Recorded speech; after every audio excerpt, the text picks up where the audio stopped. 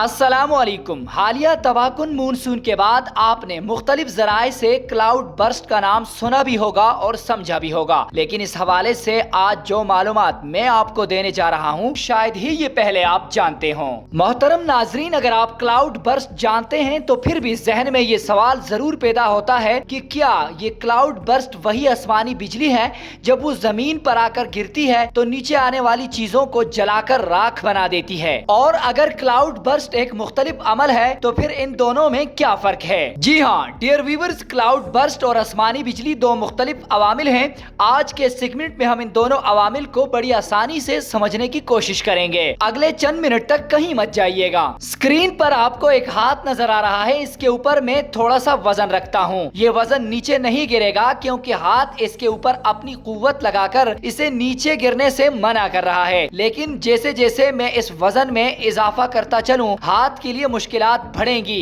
क्योंकि अब हाथ को मजीद कुव्वत लगानी पड़ेगी। लेकिन एक वक्त ऐसा आएगा जब हाथ मजीद कुव्वत नहीं लगा सकेगा, हाथ की कुव्वत कमजोर हो जाएगी और ये सारी ईंटें एक साथ नीचे गिर जाएंगी। जैसे ही ये सारी ईंटें एक साथ नीचे गिरेंगी तो नीचे आने वाली किसी भी चीज को ये मलयामेट कर सकती हैं। ऐसे ही झीलों, नदी नालों, समंदरों और खेतों में मौजूद पानी गर्म होकर ऊपर की तरफ उठता है। इसके साथ साथ पौधों के पत्तों से भी बुखारात ऊपर की तरफ उठते हैं, और जब यही बुखारात तकरीबन 2 किलोमीटर की ऊंचाई पर पहुंचते हैं तो ये ठंडे होकर पानी के कतरों में तब्दील हो जाते हैं। पानी के ये छोटे छोटे कतरे जब आपस में मिलते हैं तो इनसे बादल बनते हैं। आप यूं समझ लीजिए जैसे पकाने के बर्तन का ढक्कन उठाया जाए तो उससे पानी के कतरे टपक रहे होते हैं। दरअसल बादल भी पानी के ऐसे ही कतरे होते हैं, लेकिन ये कतरे बहुत छोटे और हल्के होते हैं, इसीलिए नीचे गिरने की सलाहियत इनमें कम होती है और ये हवा में मुअल्लक रहते हैं। यहाँ एक बात नोट फरमाएं कि पहाड़ी इलाकों में बादल ज्यादा बनते हैं और उसकी वजह यह है कि यहाँ उठने वाले बुखारात इधर उधर नहीं भाग सकते, और अगर ये भागने की कोशिश करते हैं तो पहाड़ रुकावट बनता है और इनको सीधा ऊपर की तरफ भेजता है, और यही बुखारात ऊपर जाकर बादल बन जाते हैं। जैसे जैसे बादल बनते हैं तो इनके वजन में इजाफा होता है और भारी होने की वजह से ये नीचे गिरना शुरू हो जाते हैं, जिसको हम बारिश कहते हैं। ये नॉर्मल बारिश होती है, और अगर इस आले को 1 घंटे के लिए ऐसी बारिश में रखा जाए तो ये 100 मिलीमीटर से कम भरेगा।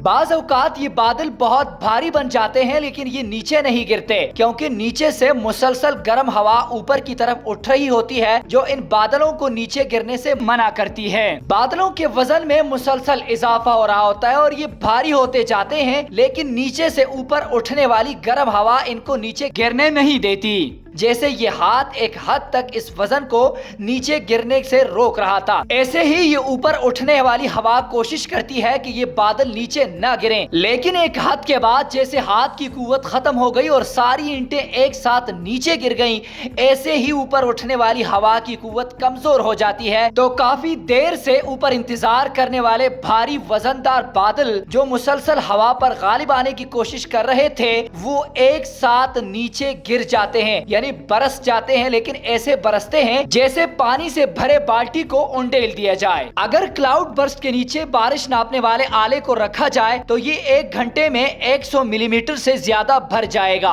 मोहतरम नाजरीन, आइए अब हम समझने की कोशिश करते हैं आसमानी बिजली। कभी आपने कंघी को बालों के साथ रगड़ने का तजुर्बा किया होगा। जब कंघी को बालों से रगड़ा जाता है और फिर इसको जमीन के करीब लाया जाता है तो ये छोटे जर्रात को अपनी तरफ खींचती है। दरअसल रगड़ के दौरान इलेक्ट्रॉन नाम के छोटे छोटे जर्रात बालों से कंघी में मुंतकिल हो जाते हैं। आप यूं समझ लीजिए कि रगड़ने के बाद कंघी के पास काफी ज्यादा इलेक्ट्रॉन जमा हो चुके हैं, और जैसे ही इन इलेक्ट्रॉनों के लिए कोई मुनासिब जगह मिलेगी जहां जरूरत होगी तो ये ज्यादा इलेक्ट्रॉन वहां जाने की कोशिश करेंगे। इसीलिए जब कंघी को जमीन के करीब लाया जाता है तो जमीन के ऊपर मौजूद जर्रात के जिन हिस्सों पर इलेक्ट्रॉन्स की तादाद कम होगी वो हिस्सा इस कंघी की तरफ जाने की कोशिश करता है, और ये हमें नजर भी आता है। ऐसे ही ऊपर नजर आने वाले बादल बाज़ औक़ात साकिन दिखाई देते हैं, लेकिन ऐसा नहीं होता, बल्कि बादल हमेशा हरकत करते रहते हैं। बाज़ औक़ात इनकी हरकत तेज होती है जो हमें दिखाई देती है, लेकिन बाज़ औक़ात हमें इनकी हरकत दिखाई नहीं देती। लेकिन जब ये हरकत करते हैं तो हरकत के दौरान ये आपस में टकराते हैं,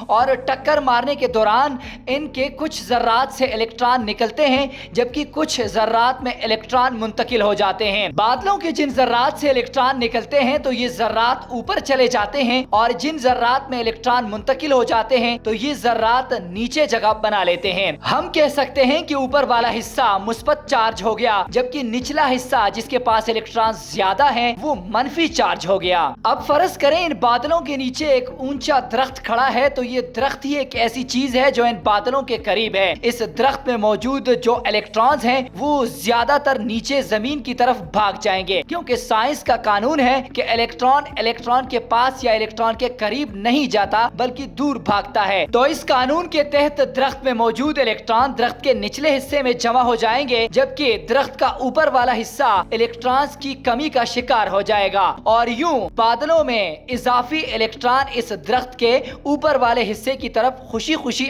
آئیں گے۔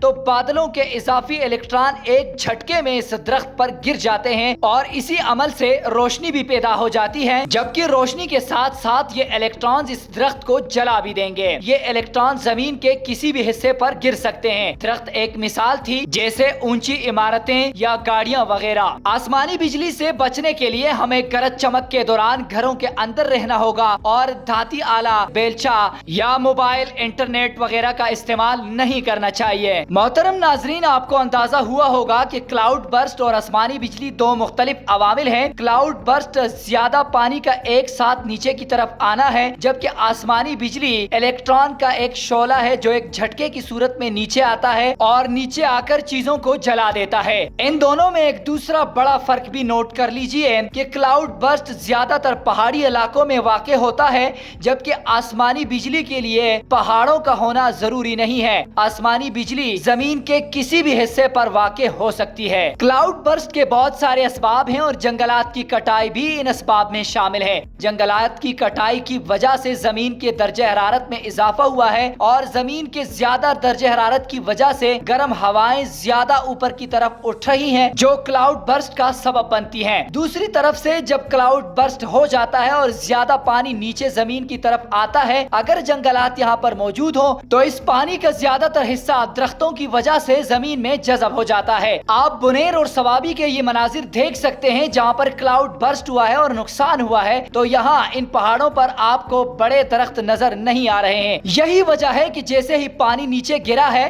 یہ جذب نہیں ہوا ہے اور آگے ایک ریلے کی صورت میں گیا ہے، جو بے تحاشا جانی و مالی نقصان کا سبب بن گیا ہے۔ اگر میری یہ کوشش آپ کے لیے معلوماتی اور مفید تھی تو ویڈیو کو لائک کریں، دوستوں کے ساتھ شیئر کریں اور ضرور سبسکرائب کریں۔ شکریہ، اللہ حافظ۔